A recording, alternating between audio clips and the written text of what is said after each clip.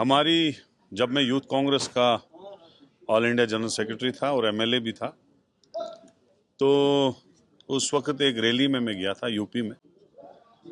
तो उसका जो रैली का कुछ पोर्शन था, कुछ हिस्से में लोग स्कूल में बैठे हुए थे।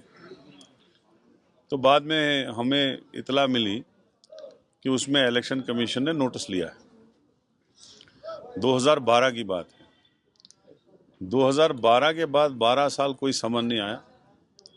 2024 में समन आया।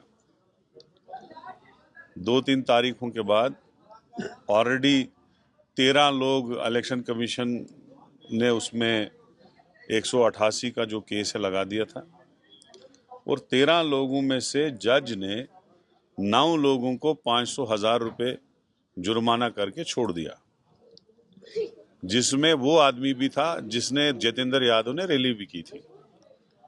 अब यूपी के माहौल के हिसाब से तो हम क्या बोल सकते हैं, क्योंकि ऑनरेबल कोर्ट का डिसीजन है।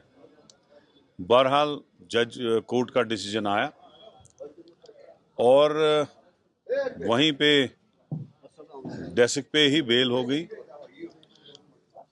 और वो केस जो है सेशन कोर्ट में ट्रांसफर हुआ। जम्मू कश्मीर में ऐसे केसों में ज़्यादातर वार्निंग दी जाती है और जुर्माना भी बहुत कम केसों में होता है। तो अब हमारी कोशिश है कि ये केस शिफ्ट हो जाए हमारी स्टेट में, और हम ये 1 या 2 तारीखों में ख़त्म हो जाएगा। ये कोई बहुत बड़ा ऑफेंस नहीं है।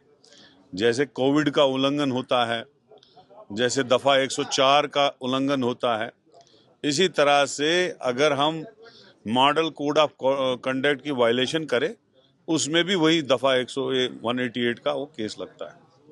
तो इसमें ज़्यादा से ज़्यादा यही था, और एविडेंसेस भी इसमें थे ही नहीं।